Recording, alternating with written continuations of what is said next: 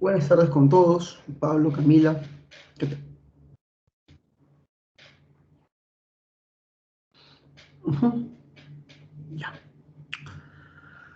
A ver, vamos a empezar la clase, pero antes de empezar, las reglas, ¿eh? ¿Cuáles son las reglas para nuestro curso? Las reglas son las siguientes, ¿eh? Voy a explicar una PPT. Son 22 PPTs que tengo que explicar, es mucho. Este curso es el más largo. El curso más largo de la pre es historia y sigue biología, en contenidos, ¿eh? En cantidad de cosas para explicar. Mi nombre es Bruno Padilla, conmigo van a llevar el curso de historia. El día de hoy tenemos una clase larga, las reglas son las siguientes. Voy a explicar una PPT. Después de explicarla, yo pregunto a los alumnos si todo va bien, si todo va claro. Tú puedes responder sí, siga, go, si quieres, si es que todo está claro. Si es que hay una parte que no te ha quedado claro, escribes retro, profe, retro sobre esta parte. Y yo con mucho gusto lo voy a repetir en otros términos, los más sencillos posibles, ¿eh? Entonces esas van a ser nuestras reglas para ir viendo si es que vamos en un correcto desarrollo del curso. Muy bien, vamos a empezar entonces con la primera clase, teoría de la historia. Así que empezamos. Antes de seguir, chicos, ¿me escuchan bien? Hay un audio fuerte. ¿Se escucha de manera correcta y potente mi voz? Les pregunto. Gracias, no. Muy bien, vamos a empezar. La historia como ciencia nace en la Grecia clásica, en la antigua Grecia. Nace exactamente en el siglo V antes de Cristo, ¿eh? En el siglo V antes de Cristo. Muy bien. Debes saber de que eh, la historia clásica o el padre de la historia se llama Herodoto. Herodoto es el primero de los historiadores. Antes de haber historiadores, el pasado era conocido a través de la poesía y a través de las crónicas. El defecto de la poesía es que ficcionalizaba la realidad. Lo que le importaba era el deleite para los oyentes en unas narraciones muchas veces ficticias. ¿Eh? Enaltecer la hazaña de los héroes. El problema de las crónicas es que solamente describen, no comprenden lo que ocurre. La historia se diferencia de la poesía y de la crónica, es que busca comprender los sucesos del pasado de manera correcta y fidedigna. Y el primero en realizar esto es Herodoto. Herodoto, este famoso intelectual griego del siglo V a.C., fue testigo de una guerra que le cambió la vida, las guerras médicas. Las guerras, como tú sabes, se enfrentan griegos y persas, y ganaron los griegos. Herodoto no podía entender por qué los griegos ganaron. ¿Cómo diablos ganamos los griegos si es que los persas tenían todas las ventajas, un ejército mucho más poderoso? ¿Por qué ganamos los griegos? Y Herodoto hace lo que todo historiador desea realizar, no narrar, sino comprender. Y para comprender un evento del pasado, tienes que buscar sus causas, características y consecuencias. Y no se puede llegar a esto sin una investigación. Herodoto hace la primera investigación del pasado. Eso lo diferencia de un cronista y de un poeta. Hace la primera investigación. Viaja a Egipto, viaja a Babilonia buscando fuentes, testimonios, estudiando leyes e instituciones, y producto de su primera investigación publica una obra llamada Los Nueve Libros, el primer texto de historia. Y aquí explica el por qué ganaron los griegos, por si acaso. Explica los factores que determinaron la victoria griega. Debes saber que Herodoto se convierte en el forjador de esta ciencia.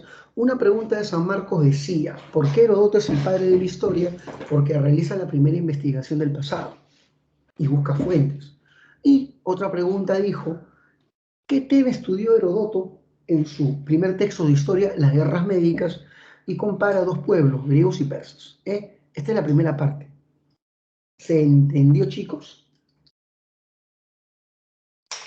¿Se entendió, chicos? Por favor, verifiquen. Sí, profesor. Muy bien, gracias. Escriban, ¿eh? Go, sí, ¿se entendió? Sí, muy bien. Listo. Vamos a la segunda parte de la PPT. La historia es una ciencia social y las ciencias sociales nacen en el siglo XIX.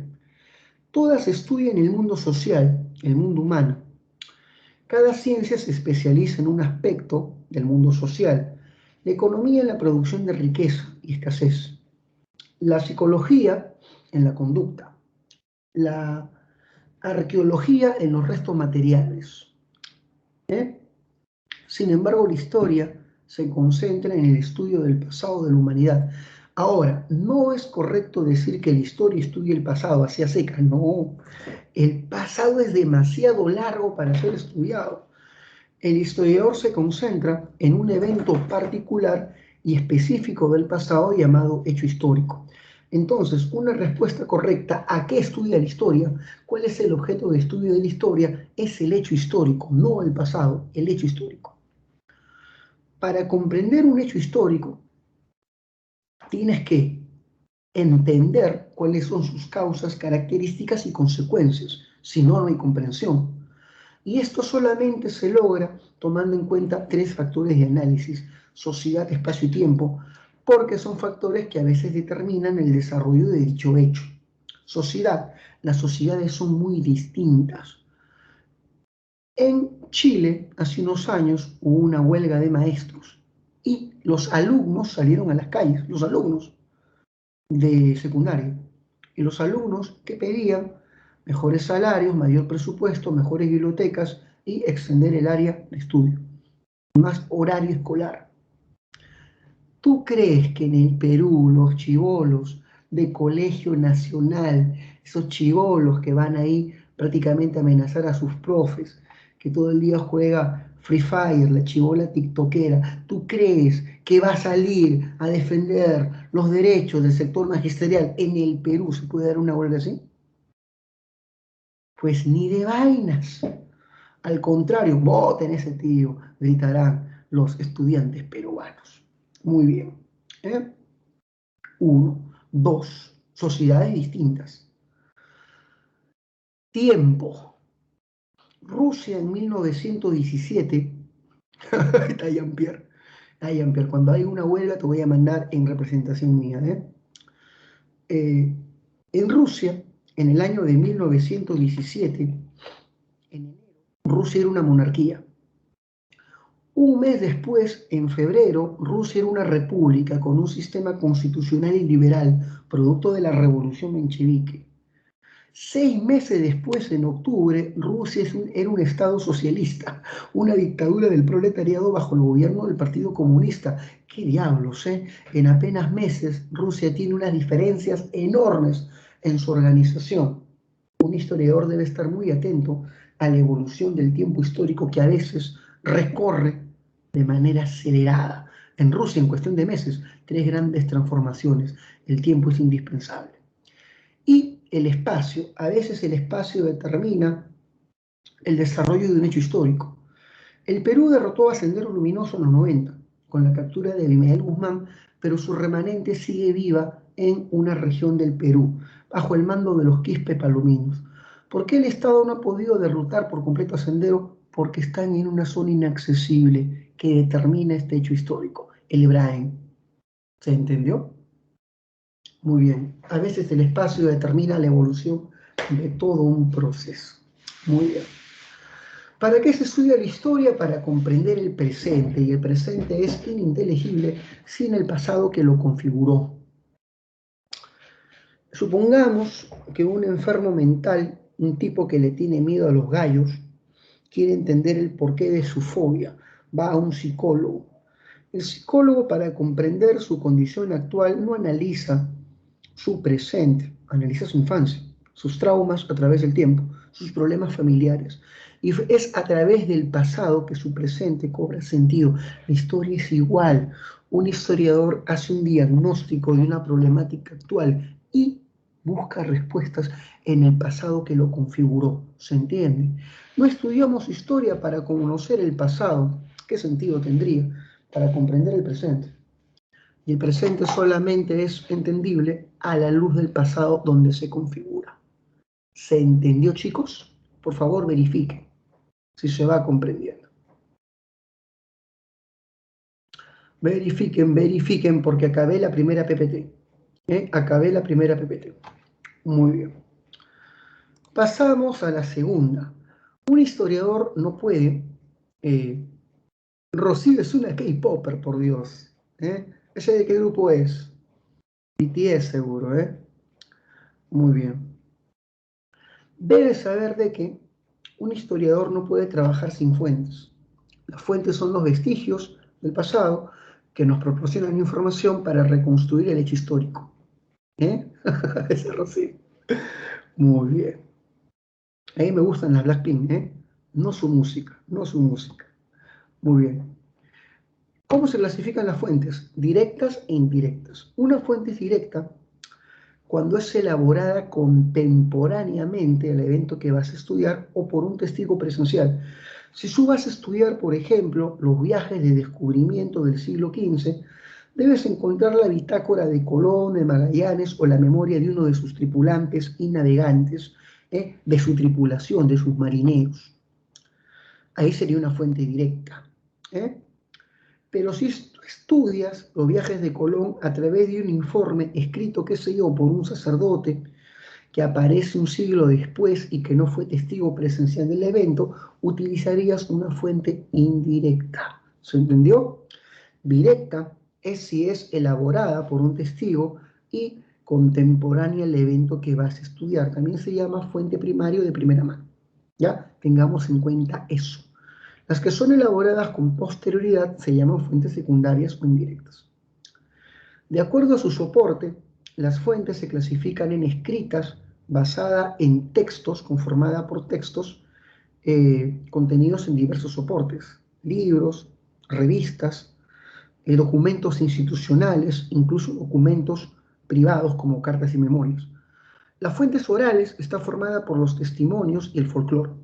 Si digo folclore, hablo de mitos, leyendas, refranes, tradiciones. Los testimonios son importantes para reconstruir la historia ahí donde no hay documentación, a través de la entrevista. Por ejemplo, la violencia desplegada por Sendero en la zona de Ayacucho fue reconstruida por la Comisión de la Verdad a través de entrevistas a los supervivientes de las masacres de Lucanamarca, de Socos, de Chongos y otros pueblos que padecieron la violencia senderista en Ayacucho. Sus testimonios son reveladores para reconstruir esta etapa de terrorismo y de violencia tan extrema. Las fuentes materiales están conformadas por toda evidencia física de presencia humana, artefactos, restos de monumentos, basura e incluso huellas, excrementos y restos humanos dan información. Gracias a excremento de cuyes hallados en la cueva de Piquimachay en Ayacucho, se pudo datar los orígenes de la domesticación en el Perú. Hasta el excremento es valioso si es bien utilizado. Las fuentes audiovisuales son grabaciones de imágenes y sonidos a través de diversas tecnologías.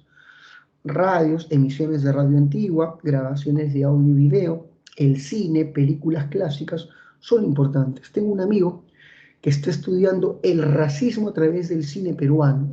Sus fuentes son puras películas en blanco y negro. Qué bacán. Chicos, acabé la PPT-2. ¿Se entendió o tienen alguna duda? Por favor, manifiéstense. ¿Se entendió? Si hay alguna duda, pones retro sobre qué y yo lo repito con mucho cariño. La clasificación directas o indirectas, amiga Ángela, es directa si es contemporánea al hecho que vas a estudiar. Supongamos, Ángela, que tú eres una guerrillera del MRTA y estás en prisión. Si escribes tus memorias sobre tu experiencia en esta lucha armada, entonces es una fuente directa. Pero si tú no escribiste nada, pero todo lo que le contaste lo publica tu nieta muchos años después, como tu nieta no participó de los eventos y publica la obra con posterioridad, sería indirecta. Ahora sí se entendió, Ángela, Camila, te pregunto, hijita, ¿está mejor?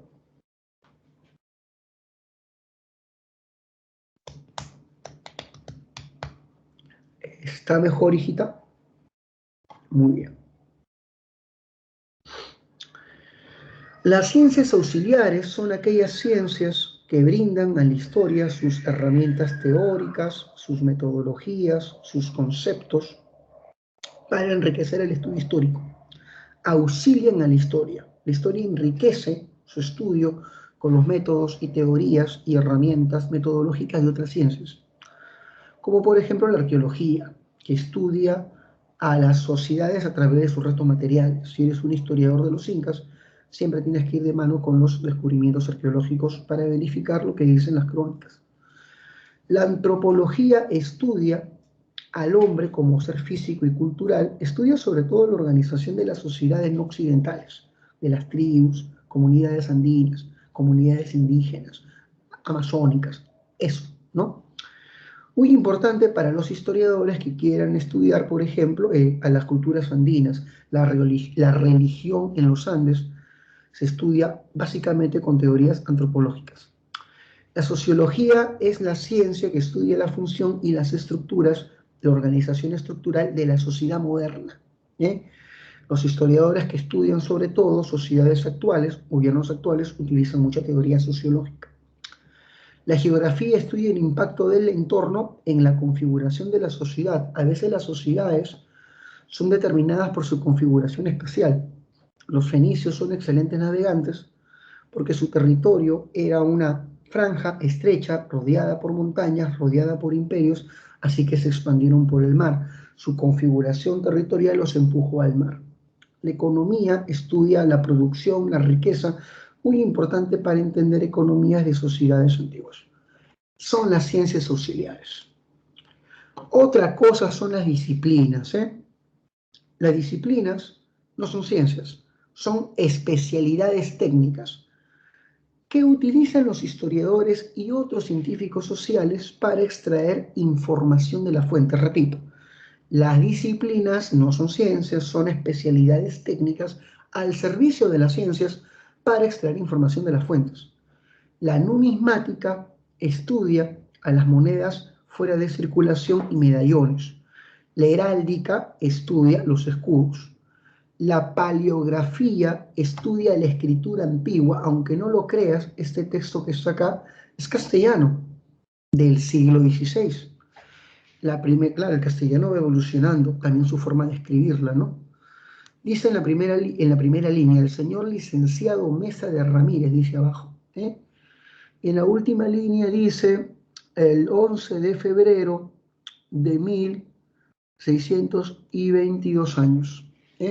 Eso es paleografía. Bueno, he llevado cursos de paleografía para comprender esos garabatos. Eso es paleografía. La epigrafía estudia inscripciones y grabados sobre monumentos de piedra, de madera, de metal. Estudia inscripciones. Acá tenemos una lápida romana con una inscripción, no con escritura, no con tinta, sino con cincel y martillo. Esa es una inscripción. Ahí tenemos una inscripción sobre un monumento. Es traducida por la epigrafía. La genealogía estudia tu ascendencia y los linajes. Muy importante para estudiar familias poderosas, familias dirigentes, como las dinastías. Ahí tenemos una imagen de la familia Habsburgo, también conocidas como los Austrias, que gobernaron España, Países Bajos, Alemania, Austria y el sur de Italia. Incluso fueron los reyes del virreinato peruano y de México. Así que tienen demasiada importancia un estudio genealógico de la dinastía Habsburgo. Fin, acabé la siguiente PPT. Chicos, ¿vamos bien? Por favor, verifiquen, Verifiquen. Verifiquen. Yo creo que ya murieron, Yo creo que ya murieron. Ivonne Lucero está viva. Jean-Pierre me habla con cariño, me parece muy bien. ¿Quién más? ¿Quién más? Ahí está, Naeli. ¿Es Naeli o Nayeli? Muy bien, Joel. Vamos, si se puede, Fiorella. Pasamos a la periodización. El hombre que dividió la historia en periodos o en edades se llama Cristóbal Keller, está acá. Cristóbal Keller, también llamado Cellarius. Cristóbal Keller dividió la historia en edades y cada edad se inicia con un acontecimiento trascendente. La edad antigua se inicia con la invención de la escritura. La edad antigua es la edad de las primeras civilizaciones. ¿Cuáles son las primeras civilizaciones de la historia? Egipto, las de Mesopotamia, Grecia, Roma. Y una pregunta de examen de admisión dijo, ¿qué caracteriza a las civilizaciones antiguas? Todas fueron esclavistas. El esclavismo. La más esclavista de todas fue Roma. Y Roma se partió en dos, Roma de Oriente, Roma de Occidente.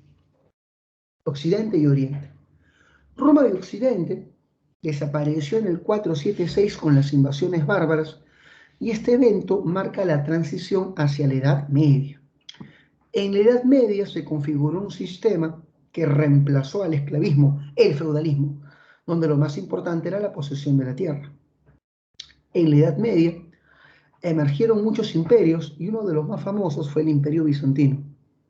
¿Qué es en realidad el Imperio Romano de Oriente? Roma de Oriente supervivió 1000 años más con el nombre de Imperio Bizantino. Su capital fue Constantinopla, que fue la ciudad más rica por 1000 años. Fue la Nueva York de la Edad Antigua.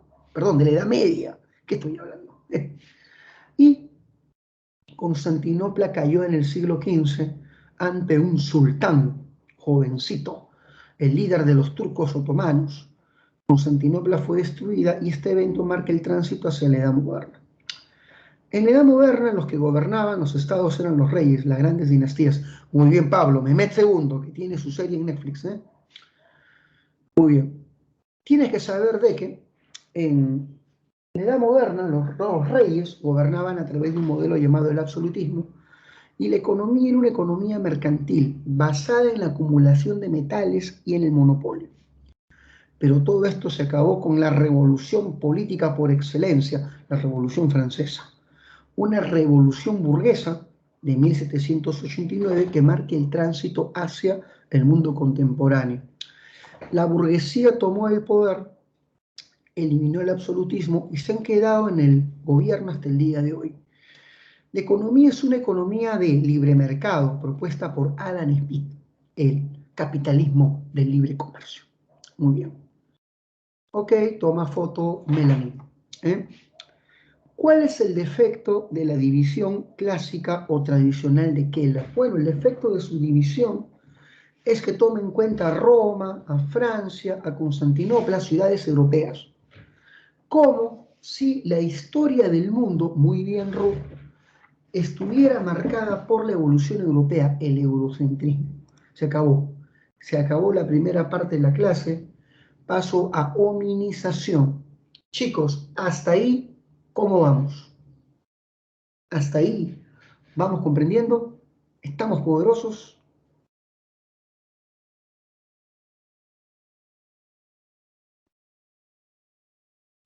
Verifiquen, si quieren que repita, pongan, profe, retro de esta parte. Muy bien. Ahí está, la gente está poderosa. Ok, Mayra, haz tu captura, toma tu fotito. Toma tu fotito. Si haces captura voy a salir yo, espérate.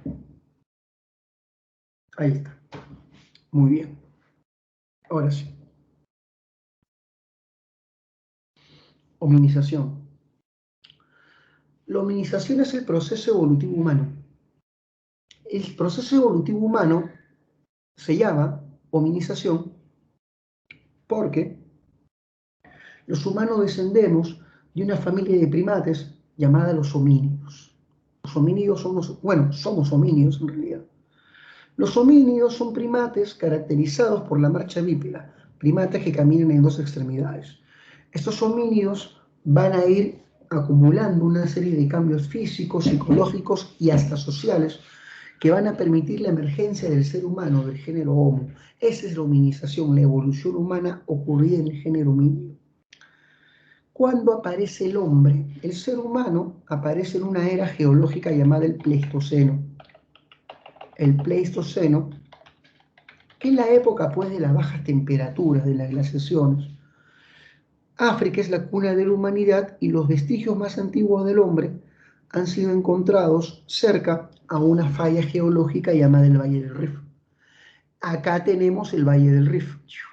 Qué bonito se mueve. Me relaja. Muy bien. El Valle del Rif es una falla geológica que se formó por los movimientos telúricos y erupciones volcánicas. Tiene 5.000 kilómetros de extensión. Esta falla va a tener un impacto determinante en la ecología. Al oriente de la falla, zonas húmedas y boscosas; al occidente, zonas secas. Los bosques se van a reducir y va a comenzar a extenderse un hábitat llamada la sabana africana. La sabana es la zona donde viven los leones, pues. El reino de Simba en el Rey León es la sabana. Grandes planicies abiertas de hierba con pequeñas salpicaduras de bosques, sabana arbolada. Los bosques desaparecen en la zona occidental, se están reduciendo, y los grandes primates se quedan sin alimento porque su hábitat del bosque está reduciéndose. ¿Qué dice la teoría de Darwin? Que las especies tienen que adaptarse al nuevo ambiente. Si los bosques están extinguiéndose, ¿qué tienen que hacer estos primates? Adaptarse a la sabana. Abandonan el bosque empujados por el hambre y tratan de adaptarse a los campos abiertos. Miden 1,40 m. A 4 patas intentan caminar y la vegetación les impide ver. ¿Qué tienen que hacer? Erguirse sobre sus patas traseras para poder observar sobre el horizonte, poder advertir a los depredadores, y ya está. Han adaptado la marcha bípeda, se han convertido en homínidos. El bipedismo es la adaptación de los primates para supervivir al entorno de la sabana. Con la marcha bípeda, la posición del cuerpo se modifica de curva a erguida. Los brazos se acortan, las piernas se alargan, la columna adquiere forma de S. Te hago una pregunta. Una vez que las manos se han liberado del suelo, ¿en qué se van a especializar? Obviamente, en la capacidad prensil. El dedo protagonista es el pulgar oponible, que es especialista.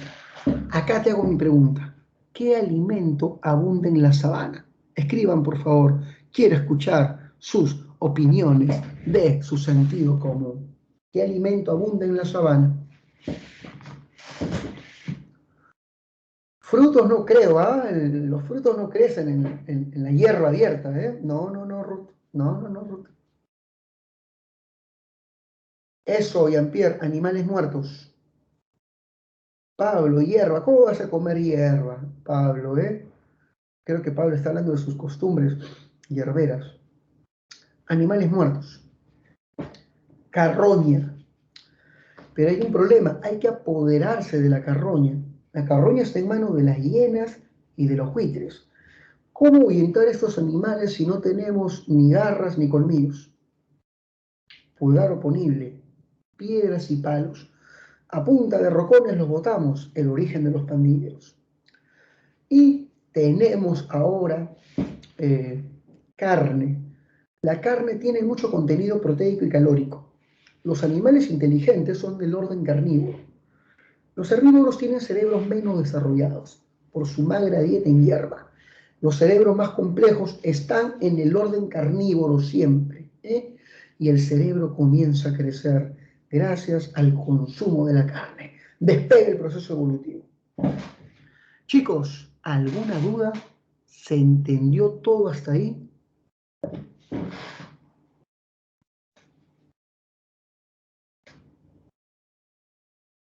Ahí está Pablo, se entendió, muy bien. Ahí está la gente. Estamos machos y fuertes todos. El ser humano, o mejor dicho, la familia homínida,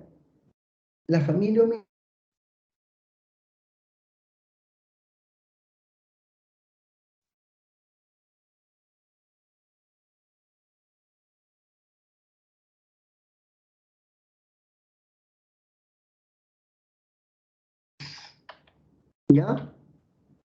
No vayan a decir, por favor, a la pregunta de dónde aparece el ser humano, no vayan a decir, los seres humanos aparecemos de los monos. No, el ser humano evoluciona de un homínido ancestral llamado Australopithecus.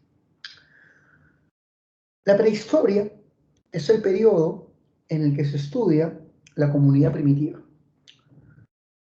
La prehistoria se divide en tres grandes edades. La edad de piedra se divide en tres grandes edades: paleolítico, mesolítico y neolítico. Paleolítico, edad de la piedra antigua; mesolítico, edad de la piedra media; neolítico, edad de la piedra nueva. Son las tres etapas de la edad de piedra. El paleolítico es la etapa en la que se da el proceso evolutivo. Es el Pleistoceno, es la etapa donde aparecen las múltiples especies humanas. Los seres humanos se organizaban en pequeñas agrupaciones de cazadores y recolectores llamadas bandas. En una banda hay un líder que dirige la cacería, son sociedades igualitarias, no hay diferencias sociales. La economía es depredatoria, pues el ser humano es incapaz de producir alimentos. El ser humano se limita a cazar, recolectar y a pescar, como un depredador. Como el ser humano depende de las presas y las presas migran por estación, el ser humano es obligado a migrar estacionalmente, buscando las presas. El nomadismo se da una vida nómade, basada en la migración por estaciones. Muy bien. Tienes que saber que el paleolítico se divide en tres momentos, en tres pequeñas etapas: inferior, medio y superior. Repito, inferior, medio y superior. En el paleolítico inferior aparece el Homo habilis y el Homo erectus. Habilis es el primer humano verdadero. Es el primero en fabricar herramientas. ¿Cuál es la primera herramienta fabricada? La primera herramienta se hizo golpeando una piedra con otra. Se desprende un pedazo, queda el borde filudo, como se ve acá. Mira, esta es la primera herramienta de la historia. Qué chévere movimiento. Esa es la primera herramienta de la historia. Se llama campo tallado, un cuchillo de pedernal para cortar. Muy bien, Sharon, Muy bien, Sharon. Bueno, Sharon ha dado un término vinculado a la producción de cantos tallados. Cuando tú golpeas un canto tallado, el trozo que se desprende se llama lasca. Y el guijarro es el canto rodado con el que golpeas la piedra. La herramienta se llama campo tallado. La lasca es más bien el desprendimiento y el guijarro es como el martillo, pero la herramienta es el canto tallado, o cuchillo de pedernal. Primera herramienta. Muy bien. Tienes que saber que Habilis únicamente habitó África, nada más. Luego viene el Homo erectus. Esta especie fue la que inició la colonización de Asia y fue la primera en manipular el fuego. El fuego se manipuló a partir de incendios forestales. Pregunta para chibolos: ¿cuál fue la primera utilidad que se le dio al fuego? Te voy dando una pista: no fue la cocción de alimentos. ¿Cuál fue la primera utilidad que se le dio al fuego? No fue la cocción. Eso viene después. ¿Cuál crees que fue la primera utilidad del fuego? Excelente, Pablo, protegerse de los depredadores. Luego viene, hijo mío, la calefacción para colonizar zonas de temperaturas más bajas. Muy bien, erectus. Habilis y erectus son del Paleolítico inferior. En el Paleolítico medio aparece Neandertal. Vive él en una etapa de glaciación, la glaciación de Worms. Vivió en una etapa de frío Neandertal. Neandertal es el primero en enterrar a sus muertos en tumbas sencillas, colocando objetos rituales como conchas marinas y dientes de lobo. Es decir, creía en la vida en el más allá. Así que con él comienzan las ideas mágicas y religiosas. Neandertal tenía cuerdas bucales como las nuestras, tenía un lenguaje articulado. Ese es Neandertal. Luego, Neandertal es empujado a la extinción por el hombre moderno. Nosotros, el Homo sapiens, que predominamos durante el Paleolítico superior, empujamos a los neandertales a la extinción. Nos apoderamos de las mejores zonas de cacería. Sapiens, que es el hombre moderno, comienza a hacer dibujos en las paredes de las cuevas, el arte rupestre, también llamada arte parietal. ¿Qué función tenía el arte rupestre? Su función era hacer un ritual mágico y religioso que propicie una cacería exitosa. Se dibujaban los animales del entorno y el chamán consumía una planta alucinógena, mandrágora. Y cuando estaba bien prendido, hacía su ritual pidiendo una cacería exitosa. Cuidado, Melanie. El término civilización se reserva únicamente para aquellos pueblos que se organizan en torno a un Estado. Así que el término civilización no va a aparecer hasta que surja un Estado. No, estos pueblos están organizados de forma primitiva en bandas, luego en clanes, luego en tribus. ¿Ya? Luego en tribus. No son estados, no son civilizaciones, son comunidades primitivas. Primitivas. Muy bien. Ya está. Otro tipo de arte es el arte parietal, también llamada arte, perdón, otro tipo de arte es el arte mobiliar, también llamada arte portátil, objetos de arte decorados que los cazadores transportan. Destacan esas esculturas femeninas de mujeres obesas y siempre desnudas, símbolos de la fertilidad, las famosas Venus. Eran como talismanes de buena suerte que los cazadores llevaban entre sus ropas para tener una buena cacería. Si te preguntan en tu examen, ¿cuándo se manipuló el fuego? Ah, el fuego paleolítico inferior con el Erectus. ¿Cuándo aparecen las ideas religiosas? Ah, paleolítico medio con el Neandertal. ¿Cuándo aparecen las pinturas rupestres? Paleolítico superior con el Sapiens. Un alumno me preguntó, ¿a partir de qué momento la gente empezó a fumar, a prenderse, a drogarse? Me dijo. Bueno, es paleolítico superior en realidad. Hasta para eso hay respuesta. Vinculado a las ceremonias de las pinturas rupestres. Chicos, ¿se entendió todo hasta ahí? Verifiquen, por favor. Verifiquen, verifiquen, verifiquen, verifiquen. ¿Todo está claro o ya volamos como chamán del paleolítico?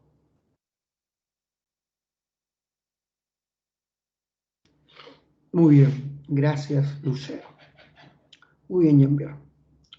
Sigamos. El Mesolítico es el periodo del cambio climático. Pasamos del Pleistoceno, de una etapa de bajas temperaturas, al Holoceno, que es un periodo de climas cálidos y templados. Es el periodo en el que vivimos. Al derretirse los hielos y al subir las temperaturas, la fauna del Pleistoceno muere por exceso de calor. Muere el mamut, muere el dientes de sable, muere Diego, el perezoso gigante. Ah, no, el perezoso gigante era Cid, ¿verdad? Era Cid. Muy bien.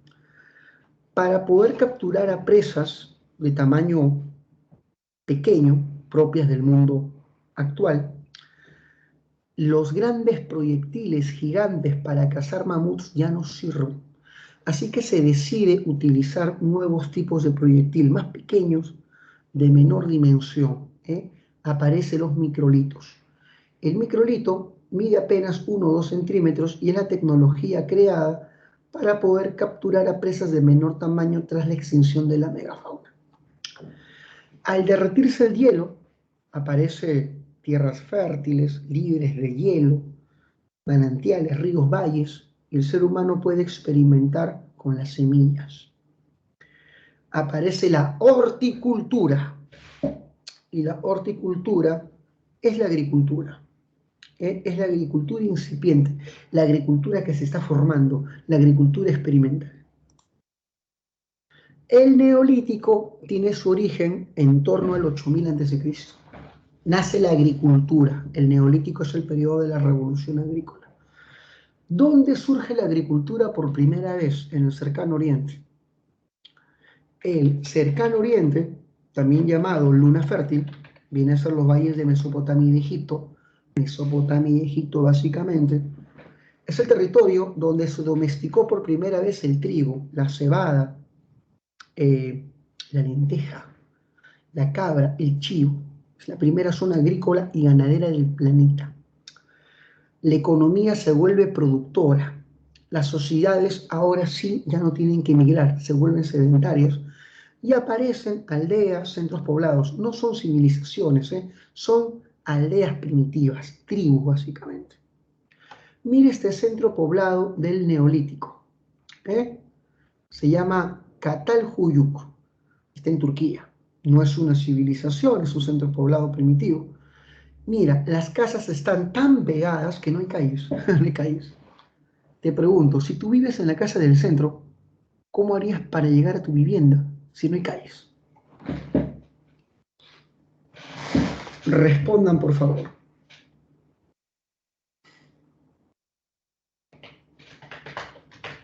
Muy bien, toda la vida urbana se realizaba en el techo. Los más afectados son los gatos que se quedan sin zona de intimidad. Pobres gatos. Muy bien. Debes saber que la agricultura se diferencia de la horticultura, que la agricultura genera excedente, más productos de los necesarios para subsistir, para subsistir. ¿Qué haces con ese excedente? ¿Lo guardas hasta que se pudra o lo intercambias? Por supuesto que el excedente se intercambia a través del trueque. Aparece el comercio tipo trueque. ¿Cómo almacenas y transportas el excedente? A través de vasijas. Aparece la cerámica. En el Neolítico aparece la piedra pulida, la piedra lisa, la piedra alisada, pulida para moler el grano. Aparecen, mira, las moledoras manuales de piedra pulimentada. Para demostrar de que este territorio me pertenece a mí, a mi comunidad, y hay concepto de propiedad, esta tierra le pertenece a mi comunidad, para demostrar que esta tierra nos pertenece, vamos a enterrar a nuestros ancestros en la cercanía y vamos a construirle monumentos funerarios. Aparecen estructuras llamadas megalitos. Estos son los megalitos. Un megalito es una estructura funeraria hecha con grandes bloques de piedra que pesan toneladas. Acá tenemos un dolmen, que es como una mesa de piedra. Acá tenemos una alineación circular llamado cromlech. Y estas son estructuras funerarias en realidad. Debajo de estas estructuras hay mucha gente muerta.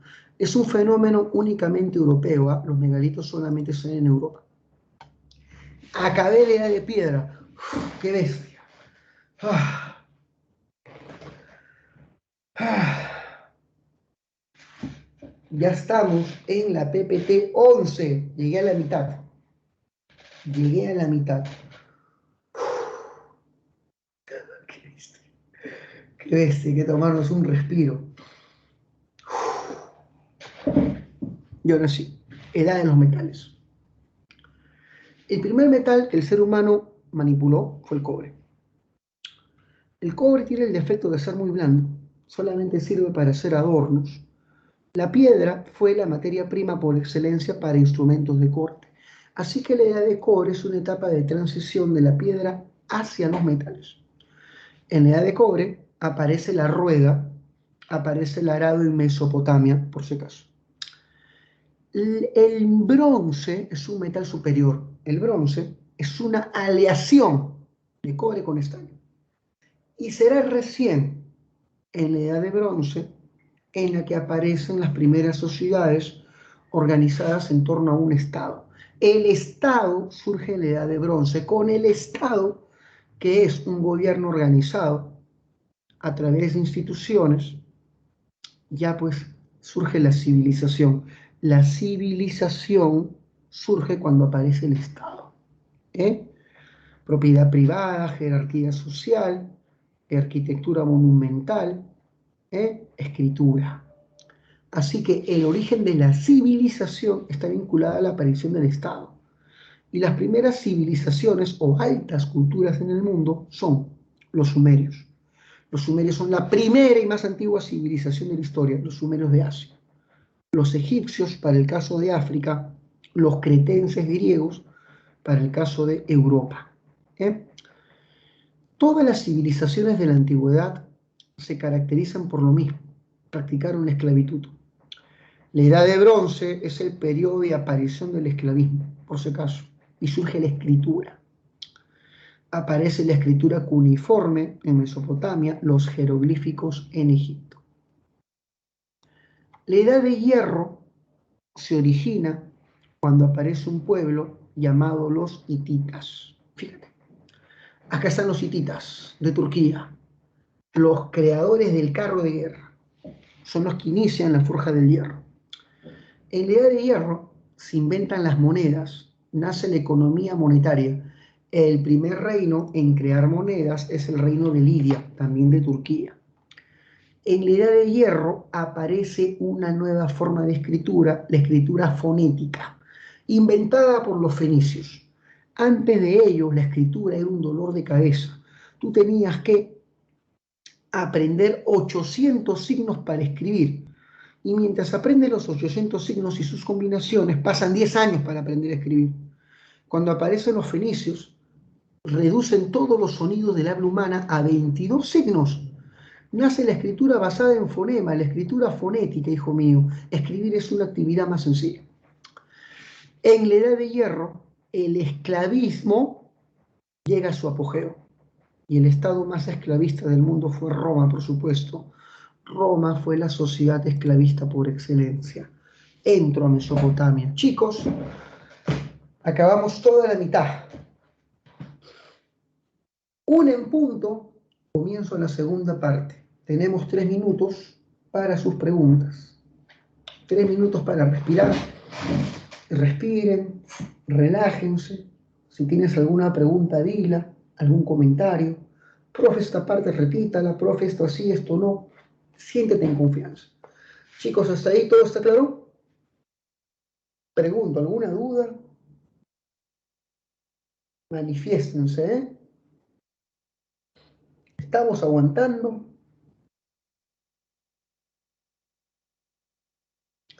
Me parece que ya se murieron, ¿eh? Naeli sigue viva, de las pocas vivas. ¿Quién más está vivo? Ahí está Ivonne Lucero. Ahí está Emily. Mayra, Miguel. Ahí está, la gente sigue viva.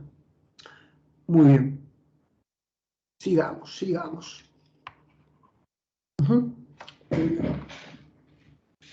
Está la gente brava. Ahí está Melanie, activó su cámara. Hola, hijita. Está con su cámara activa, Melanie. Está con sus lentecitos. Y no se ha dado cuenta. Voy a desactivar su cámara de la niñita, ¿ya? Ya está. Muy bien. Estaba Melanie, estaba Melanie. Muy bien. Ya. ¿Alguna pregunta? Aprovechen, porque a la 1 en punto seguimos con Mesopotamia, que es la segunda parte. ¿Alguna pregunta? Espero. ¿Algún comentario? Bueno, respiren entonces.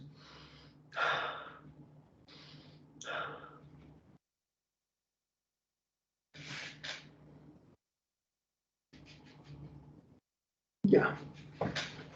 Entonces aprovechemos estos segundos para respirar, ¿eh? La diapositiva 12, ok. Ahí está Melanie. Melanie, hace un ratito pusiste tu cámara, sin darte cuenta.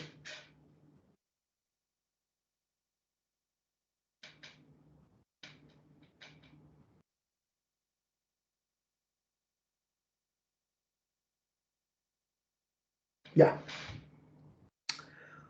1 en punto, poder, ¿eh? Seguimos. Mesopotamia es el nombre de un valle. Es el nombre de un valle formado por los ríos Éufrates y Tigris, básicamente. En este valle, que viene a ser la actual Irak y actual Siria, van a surgir las civilizaciones más antiguas del mundo. ¿Cuáles son? Los sumerios, los acadios, los asirios, los babilónicos. Repito, sumerios, acadios, babilónicos y asirios son las civilizaciones más antiguas del mundo y aparecen en el valle de Mesopotamia. En este valle se van a dar grandes logros culturales y artísticos. En este valle se inventó la rueda, el arado. En este valle nace los signos del zodiaco. En este valle nace el zodiaco, se inventa el calendario más antiguo de la historia, que es el calendario lunar.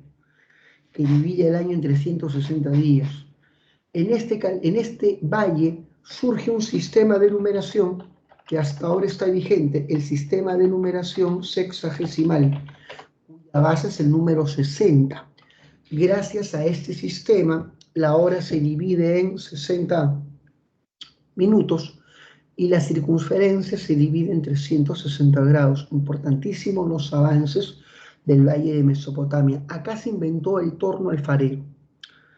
Alfarería significa cerámica. Es un artefacto para hacer cerámica. Mientras gira una rueda, el artesano coloca la arcilla, esta va girando y él va modelando. No sé si has visto este artefacto. El torno alfarero, también inventado en Mesopotamia. ¿Bien? Ya está. Debes saber de que la primera civilización de la historia son los sumerios. Los sumerios, también llamados los cabezas rapadas por su costumbre de afeitarse la cabeza, son el primer estado de la historia. Van a construir las primeras ciudades del mundo, la primera planificación urbana, centros urbanos con una planificación establecida, muralla, calles rectas, manzanas rectangulares, alcantarillado, esa es planificación urbana, revolución urbana. Y la primera ciudad de la historia se llamó Uruk. Hay otras, como Kish, Ur, Lagash, un montón, pero Uruk es la más antigua. Debes saber que los sumerios crean la forma de escritura más vieja del mundo, la escritura cuneiforme que se puede ver acá. Fíjate, se realizaba sobre tablillas de arcilla fresca. Con un punzón de madera se hacía una marca sobre la arcilla y esa marca se le llama cuña. Esa es la escritura cuneiforme. Los sumerios también construyen unos famosos templos que son torres escalonadas hechas de ladrillo y arcilla llamadas sigurats. Acá están los sigurats. San Marcos preguntó qué función tenía religiosa y administrativa. Es el corazón político, religioso, administrativo de una ciudad mesopotámica, el Sigurat. En Mesopotamia había multiplicidad de dioses. Los más famosos son Ishtar, diosa de la belleza y de la sexualidad, Marduk, el organizador. Son los dioses más importantes. Los sumerios nunca se unieron para formar un estado. Sus ciudades se mantuvieron divididas y autónomas y rivales entre sí. Con esto quiero decir que nunca se unificaron para establecer un gobierno central. Cada ciudad era un estado independiente y rival de la ciudad vecina. A ver si me entendieron. Si habían 15 ciudades sumerias, ¿cuántos reyes habría? A ver si me entendieron. Si habían 15 ciudades sumerias, ¿cuántos reyes habría? Escribe.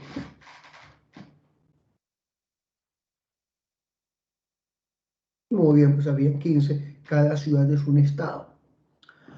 Dime, ¿verdadero o falso? Los sumerios llegaron a tener una capital. Los sumerios llegaron a tener una capital política, ¿verdadero o falso? Falso, porque cada ciudad era un estado, no había una capital. Muy bien. Los sumerios vivían feliz con su cabeza pelada hasta que van a ser invadidos por los acadios. Los acadios son un pueblo que provienen de Arabia. Su rey más famoso se llamó Sargón. La historia de Sargón es una telenovela mexicana que debería salir en La Rosa de Guadalupe. Su mamá era una sacerdotisa seducida por un sacerdote. Fue una unión prohibida. Esta mujer ocultó su embarazo y al bebé Sargón lo colocó en una canasta abandonado en el río Tigris. El niño fue recogido de las aguas por un ministro de la ciudad de Kish que lo crió como suyo y lo formó en la nobleza. Sargón se hace hombre y asume el gobierno de su estado. Muy bien, Ruth. Su historia se parece mucho a la de Moisés, pero es mucho más antigua. 2500 años más antigua. ¿Eh? Así que el relato de Moisés está basado en el relato originario de Sargón. Moisés es un cover del relato de Sargón, por si acaso. Muy bien. Debes saber, por otro lado, que Sargón comenzó a atacar ciudad por ciudad, un remake, ciudad por ciudad, derrotando a todos los reyes sumerios. Iba a una ciudad y a todo rey pelado le daban su pelada, pa, pa, pa, y los unió, creando un gobierno centralista. ¿Por qué es importante Sargón? Porque logró la unificación de la Baja Mesopotamia. Es el primer unificador de Mesopotamia y la capital de su estado se llamó Agag. Sargón es el creador del primer imperio de la historia. El imperio Acadio es el primer imperio de la historia. Agag con su capital, el primer estado centralizado. Tras la caída del imperio Acadio, aparece una ciudad que se convierte en la reina de las ciudades. Se va a llamar Babilonia. Babilonia va a tener un rey en extremo famoso, Hammurabi. Hammurabi de Babilonia es recordado por su labor legislativa. Recopiló una serie de leyes en un monumento de piedra, en una estela, donde se representó a sí mismo en la parte superior junto al dios Shamash, el dios del sol y de la justicia. Este Shamash, este Hammurabi. Las leyes son 282 y se llama el Código de Hammurabi. Todas las leyes se encuentran regidas por un principio jurídico llamado el talión, que se resume en la frase ojo por ojo, diente por diente. ¿Qué significa ojo por ojo, hijo mío? Yo le hice esta pregunta a los chibolos que postulaban a UNI hace unos años, donde también dictaba para Supremo, y los chibolos me respondían, ¿no? Ojo por ojo al cuadrado, me decían, ¿no? Esos todos lo ven número, Están locos. ¿Qué significa ojo por ojo, diente por diente? Que hay una equivalencia entre el castigo y el delito. Por si acaso, no es un código igualitario, tome en cuenta la jerarquía. Se castigan los delitos contra los hombres libres y contra el Estado. Necesito 2 alumnos y una alumna para poner mi siguiente ejemplo ilustrativo. ¿Qué alumnos dicen yo? Yo, por favor, escriban yo para tomarlos como ejemplo y poder ilustrar. Ya tenemos 2. Ahí está. Jean-Pierre es un esclavo. Producto de mi furia, es mi esclavo. Producto de mi furia, yo le vacío un ojo con un punzón. Jean-Pierre no puede ir ante un juez y decir, apliquen el talión al noble Bruno Padilla, porque no puede, es un esclavo.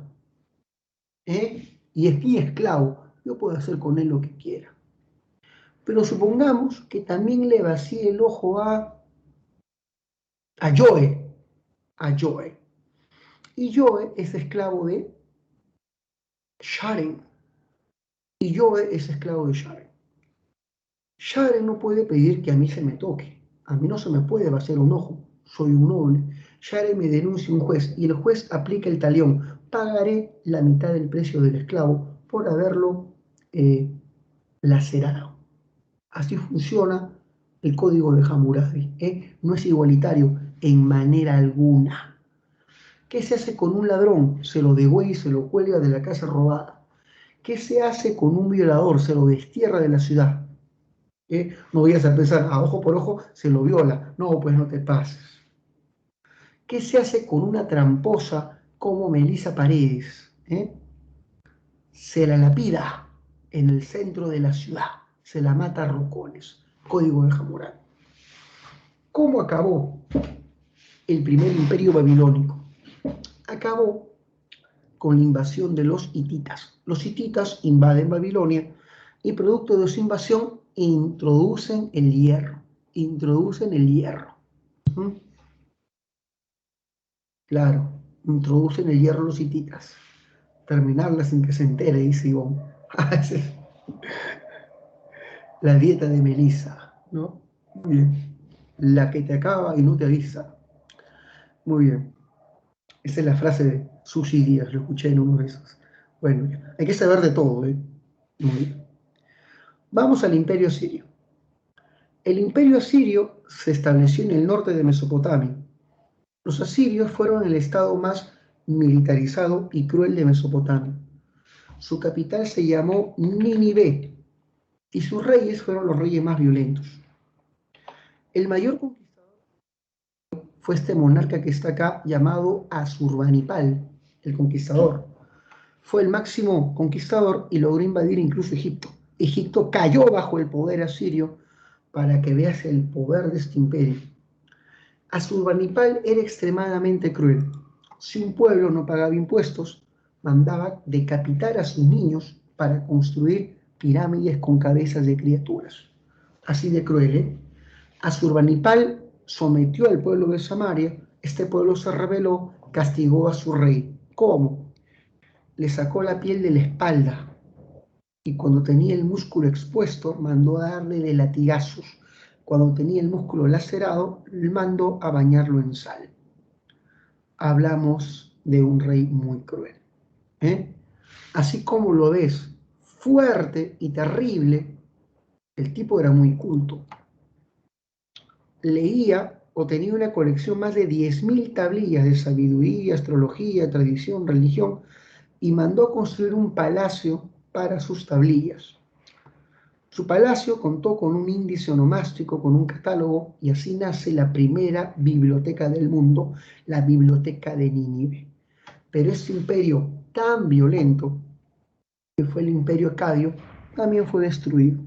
Fue destruido por la rebelión medo-babilónica. Los medos, un reino de Irán, y los babilónicos se rebelan y atacan al imperio asirio por dos flancos, y este imperio es destruido. El imperio asirio es destruido por la coalición, la alianza medo-babilónica. Caído el imperio asirio, emerge el segundo imperio babilónico, cuyo máximo monarca fue Nabucodonosor II. Nabucodonosor fue el máximo rey del segundo imperio babilónico.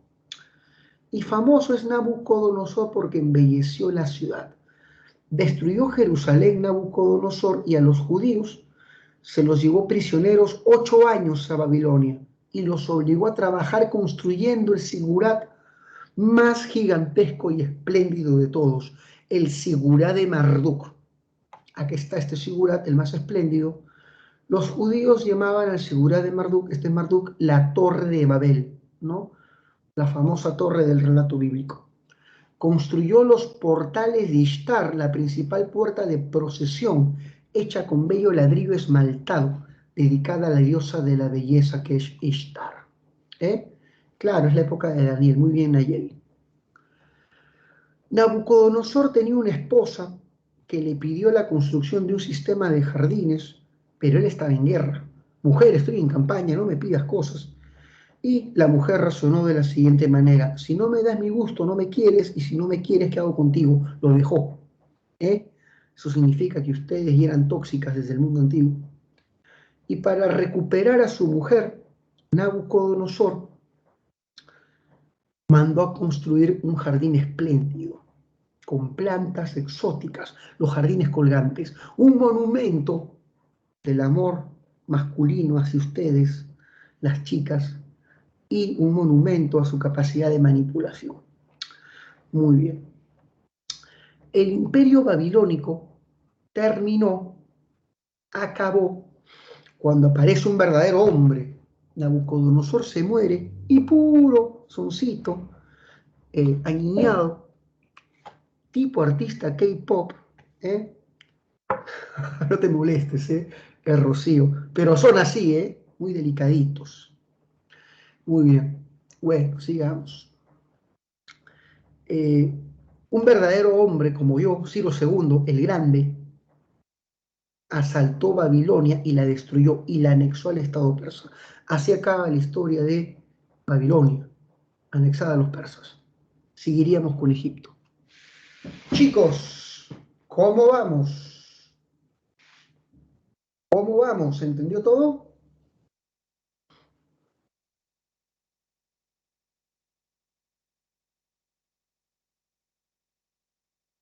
Muy bien. Egipto. Egipto es una civilización que aparece en el valle del río Nilo, en el norte de África. Egipto se divide en dos regiones, el Bajo Egipto, la zona del delta, que es la zona más rica y productiva, y el Alto Egipto, que es la zona montañosa y de las cataratas. El río Nilo recorre de sur a norte del país y es la clave de la gran productividad del país. El río Nilo tiene este cauce natural. Sí, Ángela, religioso, político y administrativo también. El río Nilo tiene este cauce normal. Las tierras aledañas al río son tierras poco fértiles.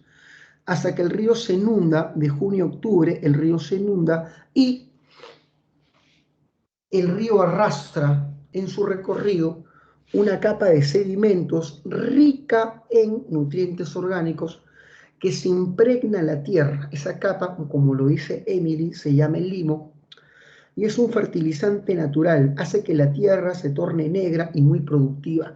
Aquí están las zonas agrícolas de Egipto tras la inundación.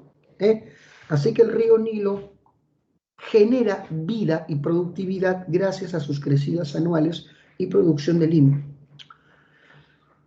En Egipto nace la geometría, por si acaso, nace la geometría y se inicia el cálculo del pi. Su sistema de numeración es el sistema decimal. En Egipto, su mayor aporte es el calendario solar, sin duda alguna. El calendario solar es su mayor aporte.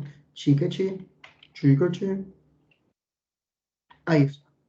El calendario es importante porque divide el año en 365 días.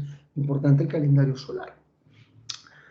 Su práctica científica, o mejor dicho, la medicina, fue su actividad más especializada. Los egipcios crearon las especialidades médicas. Había un señor del corazón, que era el cardiólogo, había un guardián de la niñez, que era el pediatra, así se llamaban sus especialidades. Crean los primeros textos o papiros médicos, como el papiro Ebers, dedicado al estudio del corazón, por ejemplo. Se especializaron en la cirugía, haciendo circuncisiones, extirpación de cataratas y cesáreas. Famosa la cesárea de la reina Cleopatra, de 18 añitos, que se enamoró de un hombre de 50. César, bueno, no se enamoró, una relación interesada. Nació el hijo de César y Cleopatra no podía dar a luz. Los médicos hacen un corte al vientre de la jovencita y nace el hijo de César. César dio a conocer este procedimiento en Occidente con el nombre de el corte para César. Divina el nombre, pues cesárea, corte para César. Ahí está la medicina en Egipto. Muy bien. Ahora,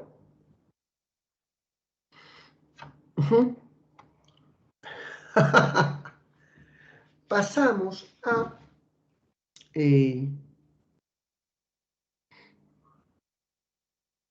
la escritura. En Egipto coexistían,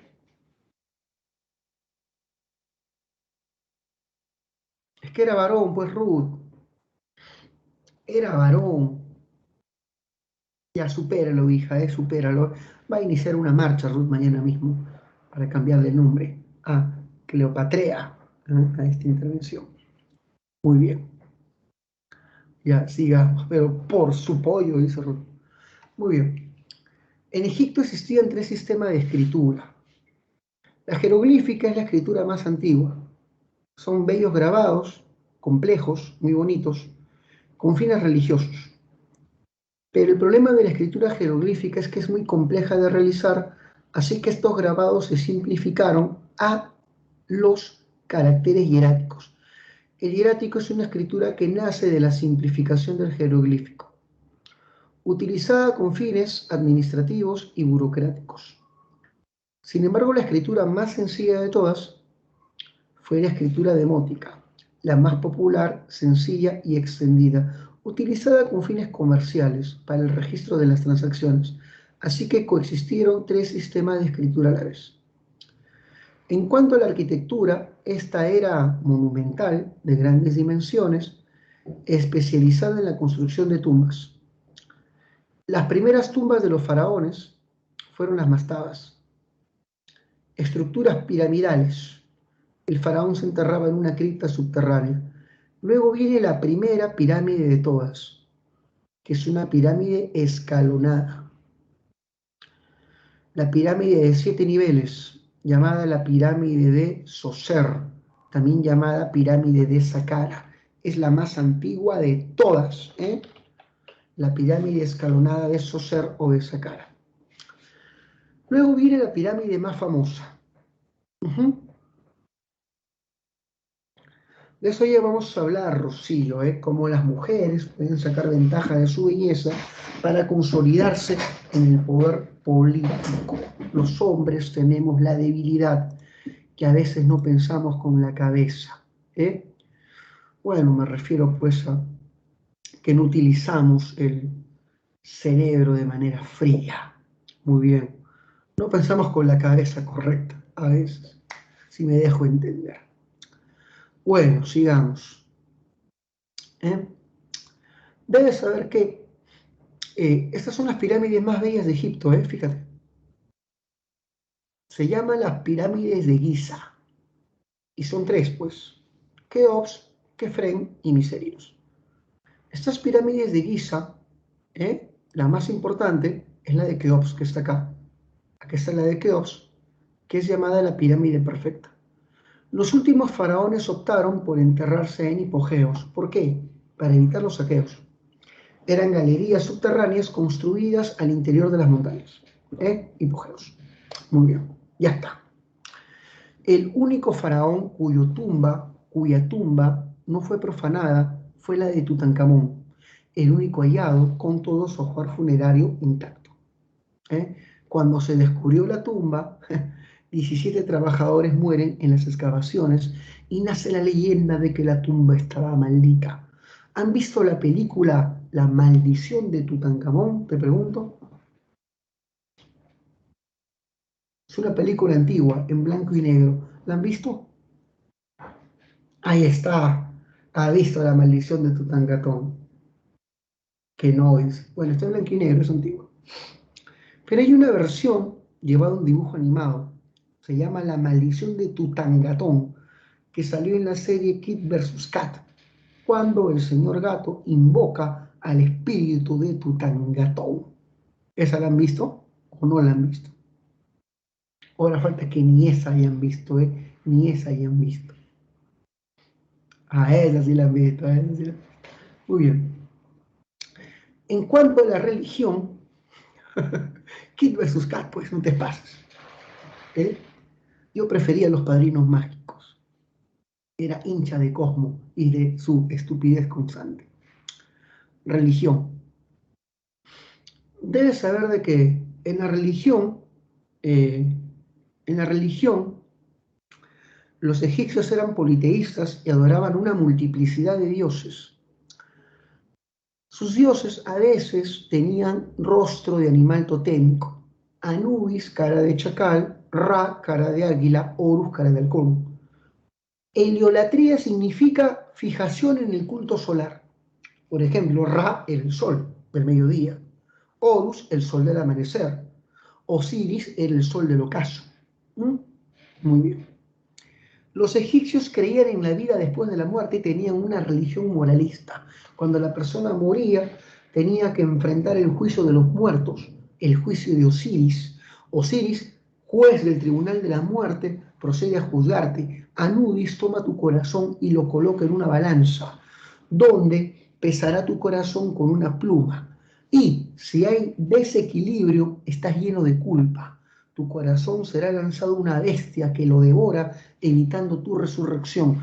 Pero si superas el juicio de los muertos, tu corazón y tu principio vital, regresa al cuerpo para vivir eternamente. Por eso es que los egipcios conservaban el cuerpo de sus muertos a través de la momificación, pues creía que el cuerpo iba a ser reutilizado tras el juicio de los muertos. Chicos, ¿se entendió todo hasta ahí? Vamos, vamos, vamos, vamos.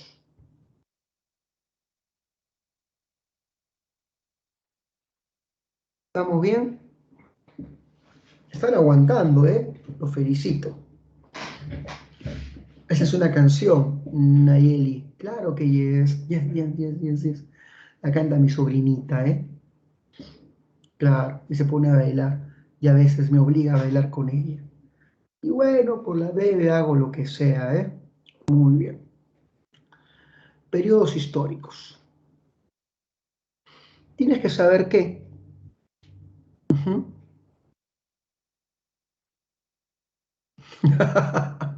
No, los faraones aseguraban su resurrección en el más allá, definitivamente. Ellos mantenían el orden cósmico.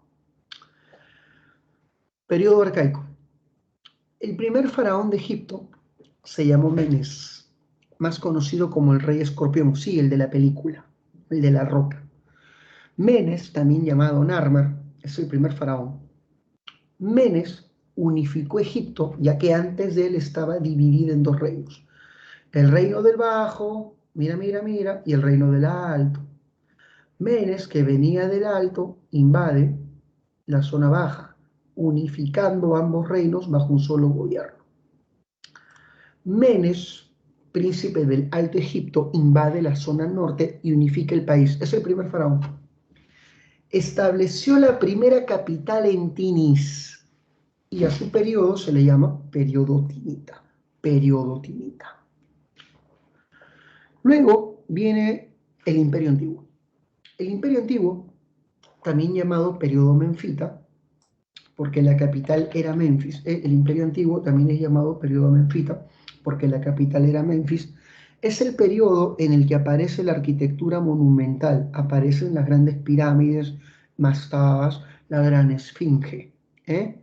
Este periodo de apogeo y de esplendor llega a su fin con la sublevación de las provincias.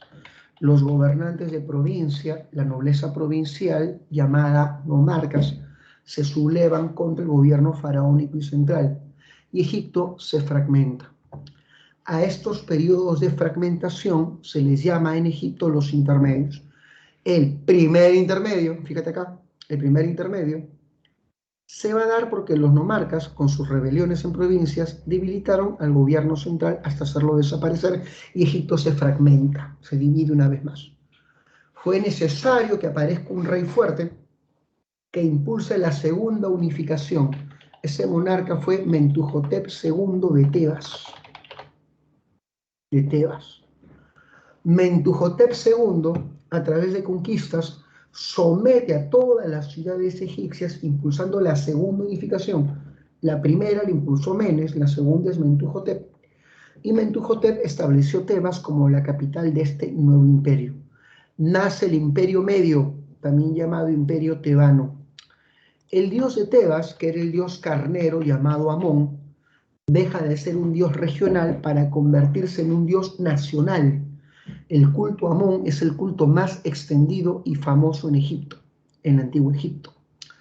Este periodo de esplendor acaba con la invasión de los asiáticos. Los pueblos de Asia, llamados Ixos, invaden el norte de Egipto, repito, los pueblos de Asia, los Ixos, invaden el norte de Egipto y se quedan con el delta. Egipto se vuelve a fragmentar e ingresa en un segundo periodo de crisis llamado pues segundo intermedio. ¿Por qué los Ixos lograron derrotar a los egipcios? Por sus ventajas tecnológicas, el uso del hierro y del caballo y de los carros de guerra. Egipto ha vuelto a entrar en crisis, es necesario que un faraón la vuelva a reunificar. Chicos, hasta ahí, todo está claro. ¿Alguna duda, por favor?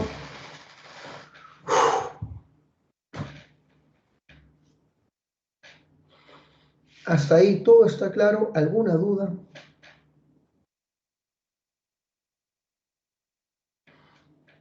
Excelente. A ver, ¿alguien más?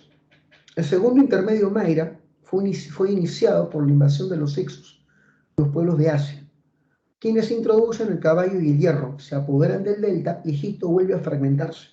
Ese es el segundo intermedio, un segundo periodo de crisis. Pregunta de Nilsson, ¿Cómo se llamaba el imperio antiguo? Imperio Menfita, porque la capital era Menfis, y al imperio medio, imperio tebano, porque la capital era Tebas. Pregunta Fernando, ¿Mentuhotep llegó a ser faraón? Por supuesto que sí, y es el padre del segundo imperio llamado Imperio Medio. Es Mentuhotep II, ¿eh? Muy bien. Los Ixos son expulsados y tras la expulsión de los Ixos nace el tercer imperio, llamado Imperio Nuevo.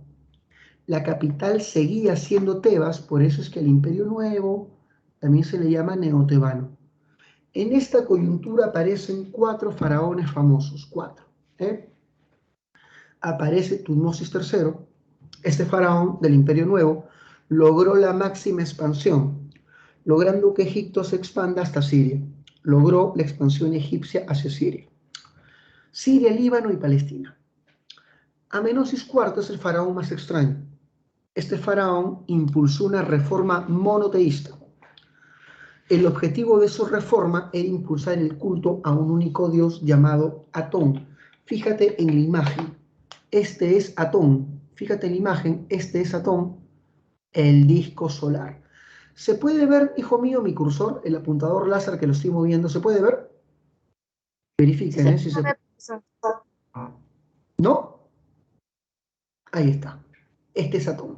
Se puede ver. Ok, hijita. Muy bien. Hay una criaturita que nos está... Pues una criaturita tiene la voz muy dulce, ¿eh? Muy bien. Hay una criaturita que nos está escuchando. Muy bien, hijito. Prepararse desde tempranito. Muy bien. Bueno, ya. Sigamos. Yo me acuerdo. ¿No se ve? Ah, de Wilson, ¿eh? Tu voz es de niñito. Tal vez eres un niñito. Yo tuve un alumno chiquitito, peladito, gordito. Le puse por chapa Squartle, ¿eh? Utilizaba sus lentes de sol, comando Squartle. ¿eh? Bueno, sigamos. Debes saber que Amenosis IV impulsó el culto al dios Atón. Su objetivo político era eliminar al clero, derrotar al clero de Amón, que era demasiado poderoso y estaba socavando su autoridad. Su reforma religiosa tenía un objetivo político que era eliminar al clero, rivales del faraón en cuanto al poder político. Es más, Amenosis IV se cambió de nombre y se hizo llamar Akenatón, nombre que significa útil al dios Atón. Su reforma no duró mucho. Los sacerdotes, ahorita explico eso, se encargaron de recuperar el poder y los sacerdotes colocaron a su hijito en el gobierno. El hijito de Amenosis fue Tutankamón y fue obligado por los sacerdotes tras la muerte de su padre a restablecer el politeísmo. Tutankamón restablece el politeísmo. Sí, Pablo, había una ciudad llamada Tebas en Egipto y había otra ciudad llamada Tebas en Grecia. Hay 2 ciudades con ese nombre en el mundo antiguo. Ramsés II es el famoso faraón que se enfrentó a los hititas en la batalla de Kadesh. Kadesh era una ciudad comercial en Siria. Egipto y los hititas se la disputaban. La batalla de Kadesh fue tremenda y tras la batalla, Egipto y el imperio hitita firman el primer tratado internacional del mundo. El primer tratado de la historia se llama la Paz de Kadesh. Egipto e hititas firman un acuerdo de paz por 80 años. Hoy en día el Tratado de Kadesh, la estela donde se grabó ese tratado se encuentra en la ONU. Se encuentra en la ONU, la estela de Kadesh, como símbolo de la diplomacia. Por primera vez 2 pueblos optan por un acuerdo y renuncian a la guerra para solucionar sus acuerdos. Ramsés II. Ramsés II. Hay diversos Ramsés, por si acaso. Los más famosos son el segundo y el tercero. Muy bien. Sigamos. Egipto luego será invadida por diversos pueblos. La invade los asirios con Asurbanipal. Después de los asirios, los persas. Después de los persas, los griegos. El rey griego que invadió Egipto se llamó Alejandro Magno. Incluso creó una ciudad en Egipto llamada Alejandría. Cuando Alejandro Magno muere, su general llamado Ptolomeo se convierte en faraón Y a partir de ese momento, los faraones de Egipto serán griegos. La última dinastía de faraones egipcios son de origen griego. Y esta es la última reina de Egipto, hermosa Cleopatra, 18 añitos. Gustaba vestirse de tela transparente que dejase ver sus formas provocativas. Y con eso Cleopatra sedujo a un hombre de 50. De 50. Acá está. ¿Eh? Seduce a Julio César.